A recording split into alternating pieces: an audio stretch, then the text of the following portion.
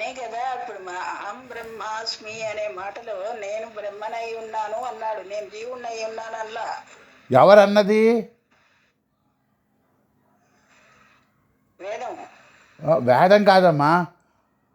అహం బ్రహ్మాస్మి, నేను బ్రహ్మనై ఉన్నాను, నేను జీవుణ్ణి కాదు అని ఆత్మ అంటున్నది. ఆ ప్రత్యేగాత్మ. ప్రత్యేగాత్మ అనే అనుభవం పొందినప్పుడే అహం బ్రహ్మాస్మి. ఎందుకు అస్మి అని ఎందుకన్నాడు? ప్రత్యేకత పోయేటప్పుడే వాడు చెప్పుకోగలుగుతున్నాడు. ఆహా.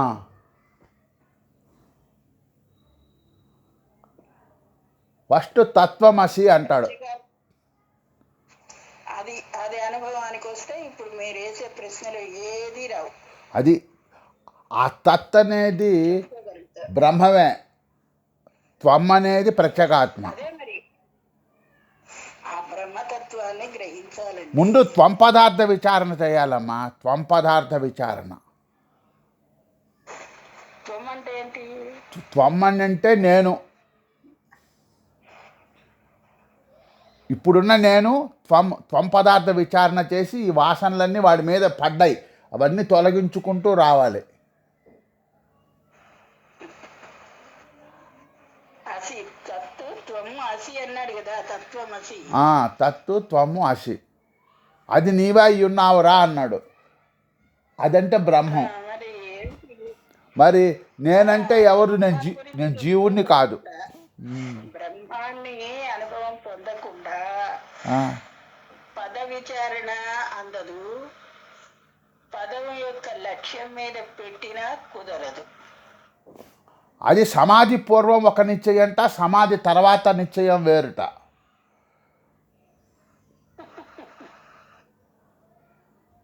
అన్నీ తెలిసినాయి మీకు.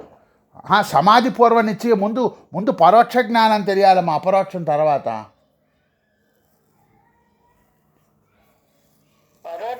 పరోక్ష జ్ఞానము అని నీకు జ్ఞానం మీద పెట్టావు కదా దృష్టి.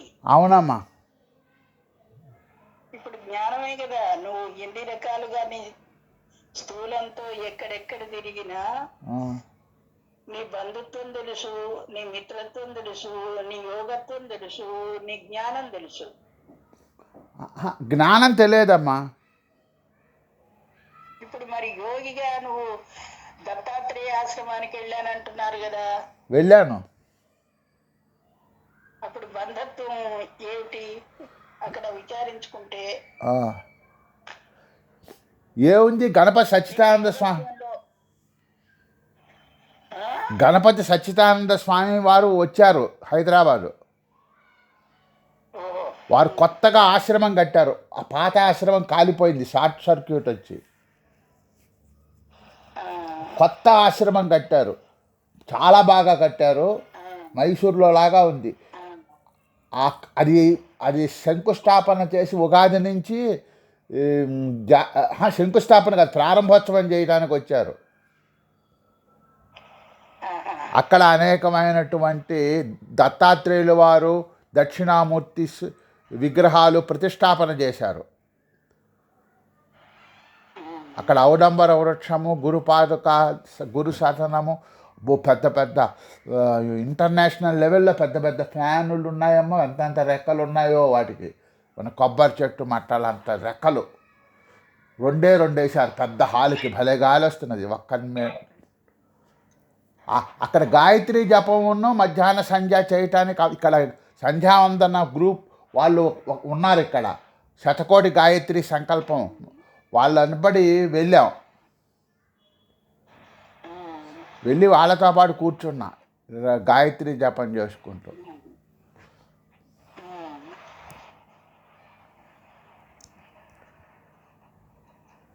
వాళ్ళు ఎందుకు చేస్తున్నారు? వాళ్ళకి ఏ అనుభవం అందుతుంది? అమ్మ అదేం తమాషానో, లక్ష కూడా చేస్తారట రోజుకి గాయత్రి జపం. ఆహార నిద్రలు కూడా ఉండవుట.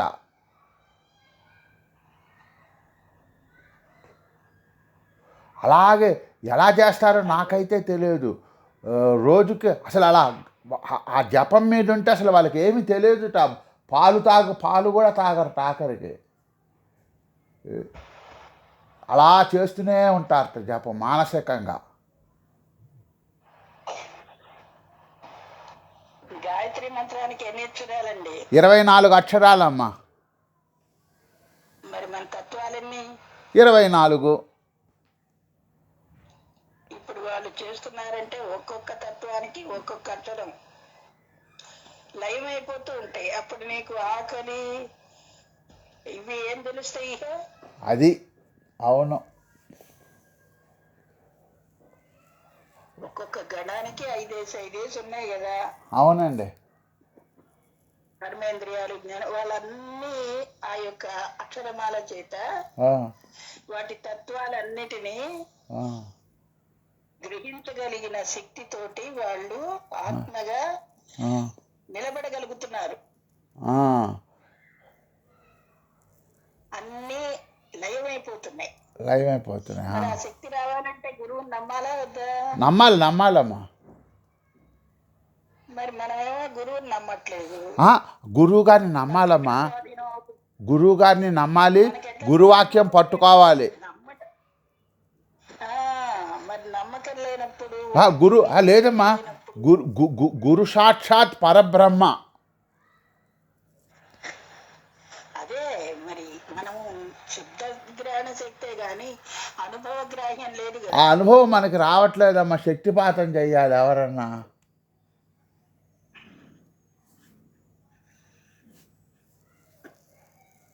మీరు అంత దూరం వెళ్ళారు, మరి ఆయన చేతే అనుభవ గ్రాహ్యాన్ని కూడా మాకు అందించండి అని అడగకపోయినారు.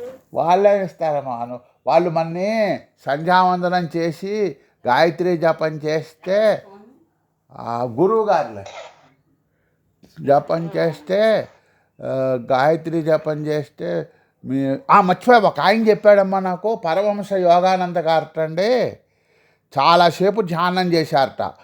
ఇప్పుడు మన స్ట్రైట్గా కూర్చొని ఈ భుజాలకు ఎదురుగా ఈ మోచేతులు వచ్చేట్టుగా ఒక స్టాండ్ కూడా వాళ్ళు పంపించారు. ఆ స్టాండ్ మీద పెట్టి ఈ చిటికిన వేలు ఈ కన్ను కొలకల దగ్గర ఇట్లా అంటే కళ్ళు పైకి తోస్తాయిట. అప్పుడు ఇలా పెట్టేసి కూర్చుంటే ఓంకారం జపం చేస్తుంటే ఒక పెద్ద కాంతి కనపడుతుందటమ్మా.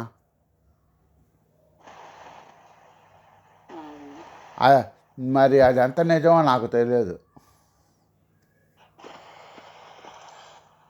తెలియదు అనుకునే బదులు తెలుసుకోవాలి అంటే ఆ సాంగత్యం చెయ్యాలి కదా. ఇప్పుడు మీరు నాకు చెప్తున్నారు కదా ఓంకారం జపం. నేను మీ దగ్గర ఓంకారం కూడా నేర్చుకున్నా కదా. నేర్చుకున్నారు స్థిమితం ఏది? అదే అంటే ఇప్పుడు మీరు రకరకాలుగా చెప్తున్నారు. ఇప్పుడు కూర్చొని మనకు మూలాధారం నుంచి సహస్రారం దాకా పోయేట్టుగా గాయత్రి మంత్ర జపం అది ఓంకారం చేసామనుకోండి,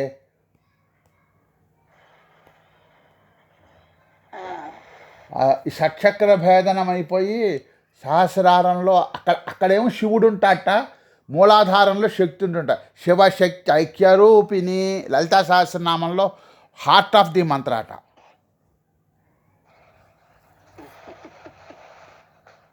మరి కూర్చోగలిగారా? కూర్చొని చేయగలిగారా? ఇక అన్నీ నేను ఆసనం రెడీ చేసుకున్నా, ఎంతసేపు అయినా కూర్చొని చేయటానికి వీలుగా చేసుకున్నారు. స్థిమిత పడిందా మనసుకు? ముందు బోధ కావాలి కదమ్మా. ఫస్ట్ బోధ మీకు రాక్కర్లా, మీకు తెలిసిందయ్యా బోధ అంతా. ఇప్పుడు బ్రహ్మం అది కాదండి. ఇప్పుడు నేను బ్రహ్మాన్ని, అంతటా ఉన్నది బ్రహ్మమే. అంటే ఏంటండి, నేను బ్రహ్మ అనేటువంటి పదాన్ని ఎందుకు ఉపయోగించుకున్నారు? బ్రహ్మ అంటే నేను తప్ప ఎవరు లేరు. ఇప్పుడు నేను తప్ప ఎవరు లేరు. మరి కనపడేదంట మీరు చెప్పారే ఉపకరణాలని, అవన్నీ ఉపకరణాలు. ఇప్పుడు పటకాలు ఎలాగో వేడి పాలు దించడానికి, అట్లాగే ఈ దేహం కూడా ఈ సృష్టితో సంబంధం పెట్టుకోవడానికి ఒక ఉపకరణం. పరబ్రహ్మ స్వరూపం అన్నం చుట్టూ ఎన్నున్నాయండి? అన్నం ఒక్కటే తిన్నావా? ఆహా, తినలేదుగా, కూరలు తిన్నాం. మరి అవన్నీ ఏంటవి? బ్రహ్మస్వరూపాలేగా. అన్నీ బ్రహ్మస్వరూపాలే. ఎట్లా తయారైనవి? ఓ మ- ఓ, అన్నం పరబ్రహ్మ స్వరూపం అని పేరు పెట్టి ఆ, అనేకంతో ముడిపెట్టిన ఈ జీవత్వానికి ఆ. బ్రహ్మత్వం ఎట్లా కలిసింది?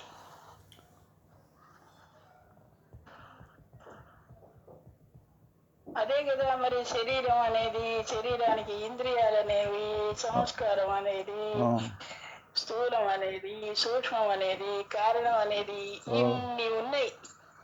ఆ.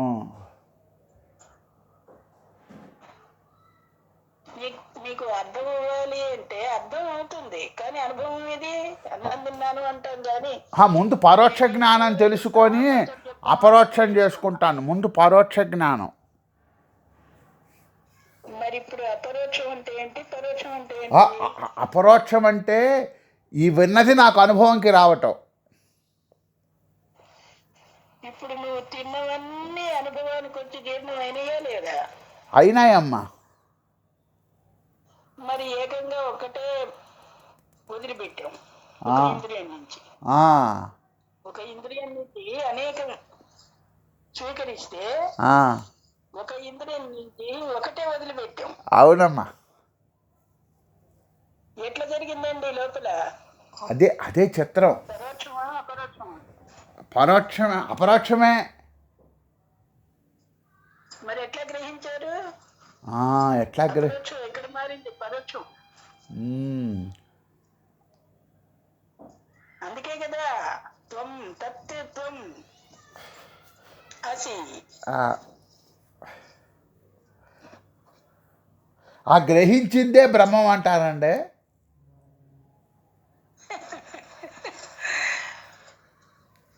చూడండి, మీరు విచారణ చెయ్యాలి, ఆలోచించాలి, హా. స్థిమితంగా దాని మీద దృష్టి పెట్టాలి. అది కాదమ్మా. ఇప్పుడు సుషుప్తావస్థలో ప్రకృతి అజ్ఞానంలో అక్కడ ఉన్నప్పటికీ ఇది వేరుగా ఉండి బ్రహ్మంగానే ఉన్నాం. ఇప్పుడు ఆ ప్రకృతి ఇప్పుడు వచ్చేసేసరికి, ఇప్పుడు ఈ మేలుకొనేసరికి ఈ వాసనలు అనేవిగా ఉన్నాయన్నమాట సుషుప్తిలో. ఆ వాసనలు ఇప్పుడు వృత్తులయ్యాయి. ఆ వృత్తులే దృశ్యాలు అయ్యాయి. అప్పుడు ఇవి లేకపోయినా నేనున్నాను. ఇప్పుడు ఇవి ఉన్నా కూడా నేను ఉండగలగాలి. అది ఆ సుషుప్తిలో ఉన్నట్టు ఉండగలగాలి. అది అప్పుడు బ్రహ్మ. ఏమో నాకేం తెలుసమ్మా. ఇప్పుడు నది పారుతుంది కదా, అలాగే ఆ చైతన్య శక్తిట ఈ జడ పదార్థాలకి, ఈ చేతన పదార్థాలకి చేతనత్వం ఇస్తున్నదట అండి.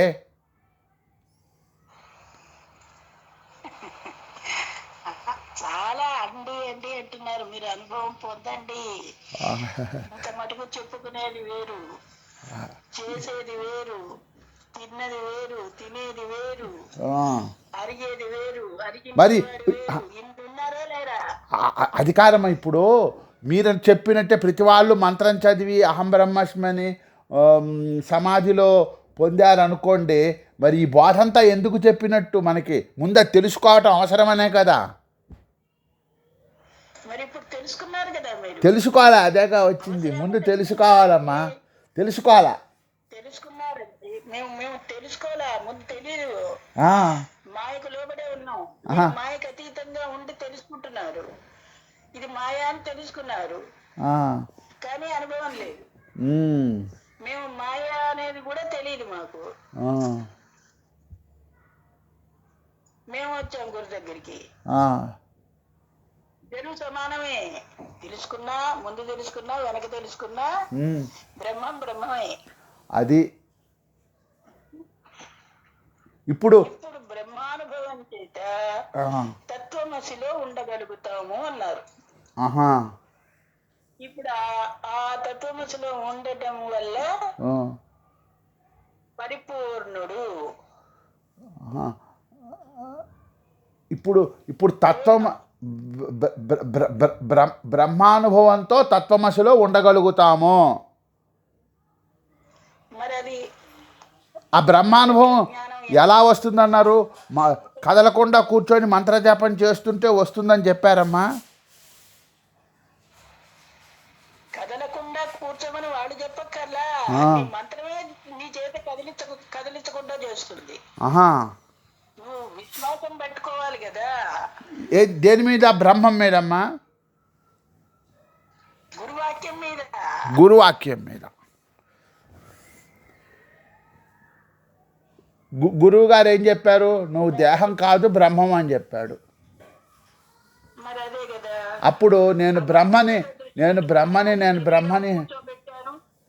కూర్చోబెట్టాను ధ్యానం చేయిస్తున్నాను అని మూడైపోతున్నాడు కదా. అయిపోతున్నాడమ్మా.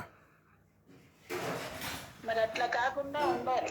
అది ఇప్పుడు అదే జాత ధ్యానము జేయమని మూడైపోయాడు. ధ్యాస లేదు, ధ్యానము లేదు అక్కడ. కొంతకాలం కూడా మనం విశ్రాంతిగా గురువాక్యం మీద పెట్టనప్పుడు ఇన్నున్నాయి. నువ్వు లేచినా తిరిగినా ఎక్కడున్నా నువ్వు గురువాక్యం మీదే నీ దృష్టి పెట్టు, నువ్వు దృశ్యం అక్కడే చూడు అని చెప్తున్నారు గురువు.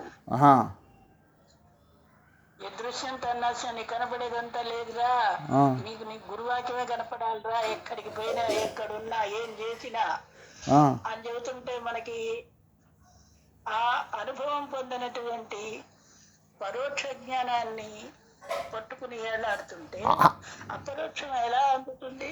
అలా కాదండి, ఈ బ్రహ్మం మీద ఈ దృశ్యం ఎందుకు వచ్చిందంటారు అసలు? ఎందుకు వచ్చిందంటే వేదము అంటే తెలియబడింది అనే కదా. తెలియబడింది. మరి ఎవరికి తెలియబడింది అది? బ్రహ్మానికి అంటారా? బ్రహ్మానికి అన్నారు. అంతే. అహం ఏం తెలియబడుతుంది? బ్రహ్మానికి తెలియబడింది. నిరాకారాన్ని ఎట్లా చూస్తావు? నిరాకారాన్ని చూడంగా అందుకే బ్రహ్మ అంటే ఇప్పుడు ఈ కనపడే ఈ రూపనామాలు బ్రహ్మం మీద పడితే బ్రహ్మానికి తెలుస్తుందమ్మా. ఇప్పుడు బావిలోకి తొంగి చూసామండి, తొంగి చూస్తే నా మోహము అని మీకు ఎట్లా, దేని మీద నమ్మకం ఉండింది? ఎట్లా నాదే అని అర్థం చూసుకున్నా, నాదే అని మీరు నిర్ధారణ చేసుకుంటున్నారు కదా. అవును. మరి అది చెప్పింది ఎవరు? స్వయం స్ఫురణ. అది అంతఃస్ఫురణ. కళ్ళు ముక్కు చెవులు అందరికీ ఉంటాయి, నాకు ఉన్నాయి. అట్లాగే నేను అద్దం దగ్గరికి వెళ్ళాను, నన్ను నేను తెలుసుకొని మాట్లాడుతున్నానా, నా కన్ను ముక్కు చూసుకోవడానికి మాట్లాడుతున్నానా? అర్థం కావాల్సింది దేనికి? అర్థం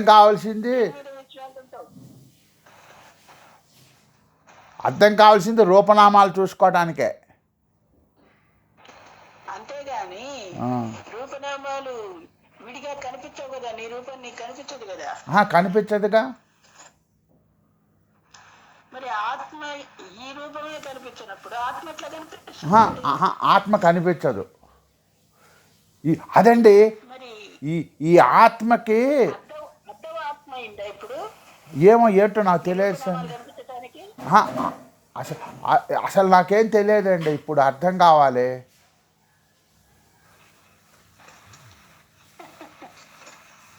అట్లాగే శుద్ధ చైతన్యం అన్నారు అక్కడికి వెళ్ళేటప్పటికి.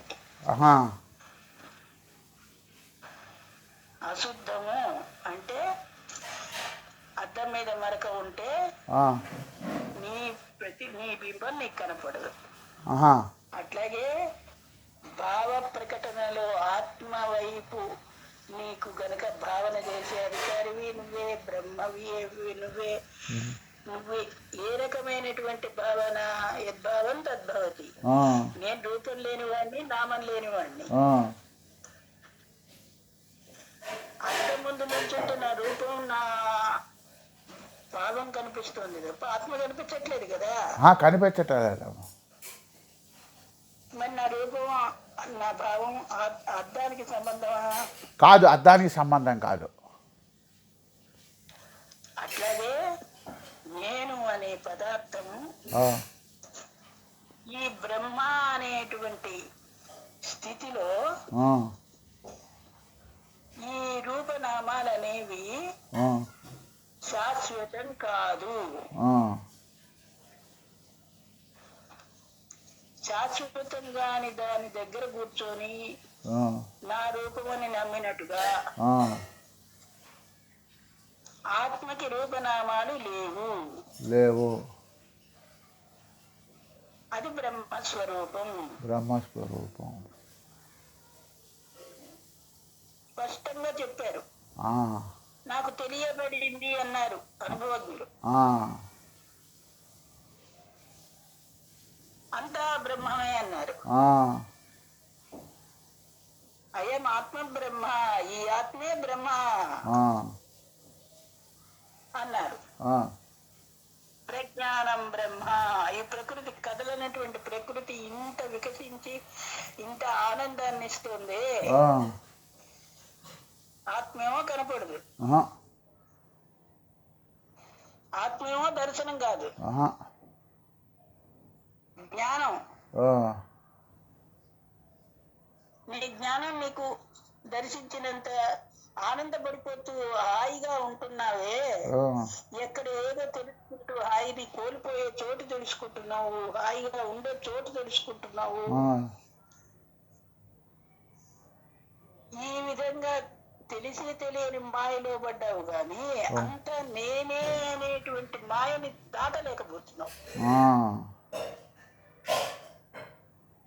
ఈ మాయని దాటిన వాడు నావాడు అన్నాడు పరమాత్మ. ఇప్పుడు ఆ బ్రహ్మస్థితి ఎలా వస్తుందండి మనకి? చెప్పాను కదా, గురువాక్యం మీద శ్రద్ధ భక్తి ఆ, ఎంతంత పెడితే అంతంత ఎదుగుతుంది, లోపల ఆ, మాయని దాటుతుంది. మాయం దాడుతుంది. నేను బ్రహ్మని. ఈ బ్రహ్మ మీరు చెప్పినట్టుగా ఆ శుద్ధ చైతన్యం చైతన్య స్థితిగా ఉండకుండా మనం ఆ శుద్ధ చైతన్య స్థితి మీద పడ్డ మరకలాంటి నామరూపాల దగ్గర ఉండి మనం భ్రాంతి పడుతున్నాం.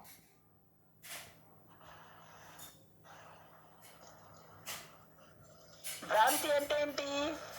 అంటే ఇప్పుడు ఆ ఎండమావుల్లో నీళ్లున్నట్టుగా నా మీదే కనపడుతున్నటువంటి ఈ రూపనామాలు అలా కనపడతాయట. మన బ్రహ్మమైనా కనపడతాయట, బ్రహ్మం కాకపోయినా కనపడతాయట. అప్పుడు తెలిసిన వాడు ఏం చేస్తాడు? అవన్నీ భ్రాంతి నా నీడలో అని స్థిమితంగా ఉంటాడు. భ్రాంతి పడ్డవాడు అక్కడేదో ఉందని పోతాడు. అది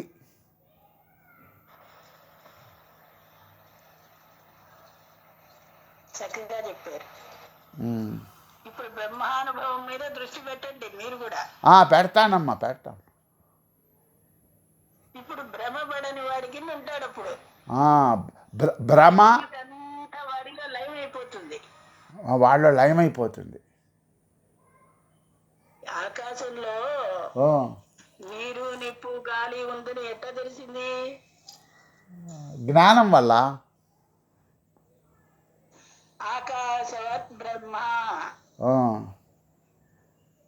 వాయురిది ఆత్మ చెప్తారు కదా వేదంలో, చెప్పారు మంత్రంలో. అట్లాగే హృదయంలో అవకాశం ఇచ్చుకోండి మీరు కూడా.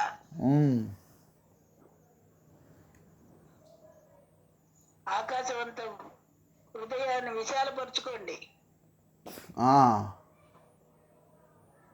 అందులోనే వాయువు, అగ్ని, వర్ణుడు. వర్ణుడు ఉంటే ప్రతిబింబం, వాయువు ఉంటే చలనం, అగ్ని ఉంటే రూపం.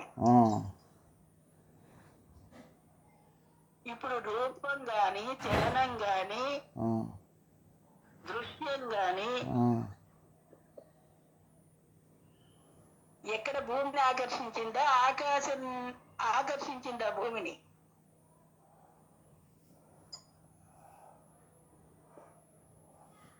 ఎంత పైకి రాయి విసిరినా భూమి ఆకర్షణ శక్తి కిందికి రావాల్సిందేగా. రావాల్సిందే. ఆకాశంలో అతుక్కుంటుందా? లేదండి. మరి అంతే.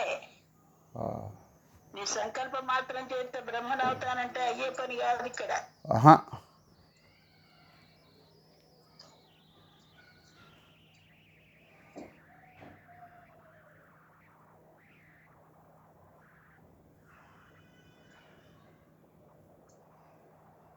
అర్థమైందా? అర్థం కాలేదండి. మరి ఎందుకండి మీరు గురువాక్యం మీద గురి ఎందుకు పెట్టుకోవట్లేదు?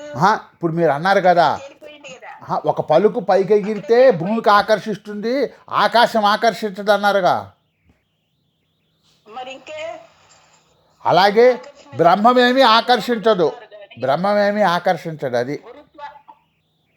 గురుత్వాకర్షణ శక్తికి ఇష్టపడట్లా మీరు.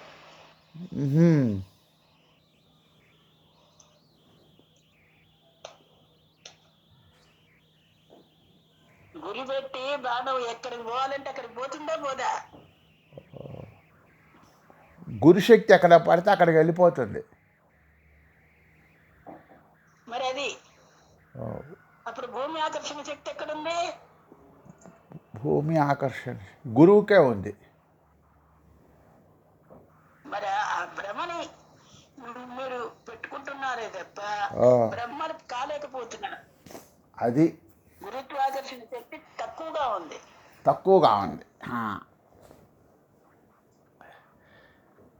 శ్రద్ధాభక్తి దేని మీద పెట్టాలండి మరి? గురువాక్యం మీద.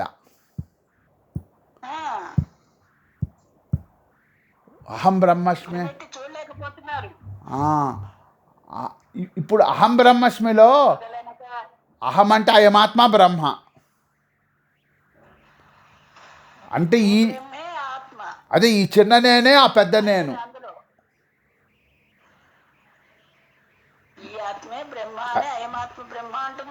అదే ఇక్కడ నేను నేను అంటుండే మాటిమాటికి అదే ఆ పెద్ద నేను. అది ఎట్లా తెలిసింది? ఎట్లా అయింది? ఇప్పుడు నేను పోతున్నాను అంటే ఎవరు పోయారు? నీ దేహం పోతుంది. దేహాన్ని దృష్టిలో పెట్టుకొని మాట్లాడుతున్నావు. అనాత్మ కదా అది మాట్లాడిందా? అది జడం కదా, మాట్లాడదు. అది జడం మాట్లాడదు. మరి చైతన్యం కూడా దానికి కదలిక లేదు, దానికి మాట్లాడాల్సిన అవసరం లేదు. మధ్యలో ఒకటి వచ్చింది నేను. ఆత్మతత్వం.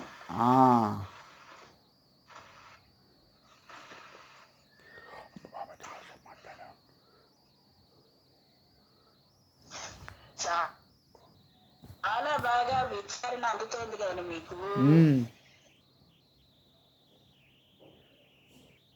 ఇస్తున్నారు కదా, జ్ఞానాన్ని పొందలేకపోతున్నారు. పరోక్షంగా ఉన్నదంతా సత్యమని నమ్మి ఉంది. గురుత్వాకర్షణ శక్తి లోపించింది.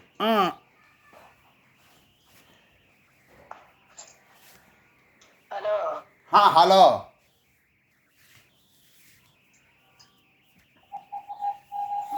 మూట్లో పెట్టారమ్మా.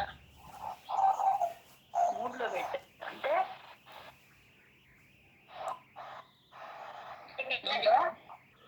ఉన్నానండి.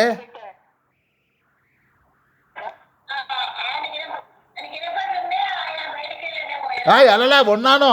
నేను ఉన్నానండి ఇక్కడే. ఇక్కడే ఉన్నా నేను. ఇక్కడే ఉన్నానండి నేను, వెళ్ళలా. డిస్టర్బెన్స్గా ఉంటుందని మ్యూట్ చేశా.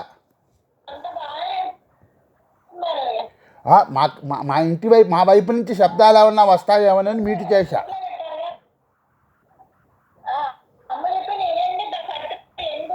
వింటున్నా అమ్మగారు చెప్పింది వింటున్నా.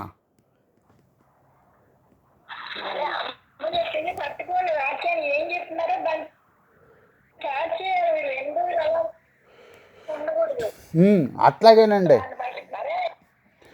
ఇప్పుడు దహరాకాశం అంటారండి, దహరాకాశం.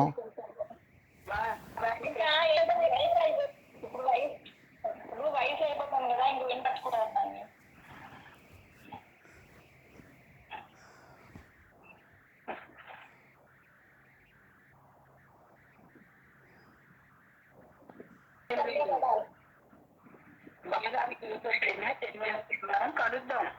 అట్లాగేనమ్మా. మీద ధ్యాస పెట్టుకోక చిన్నాడు బతుకుతామో తెలియదు.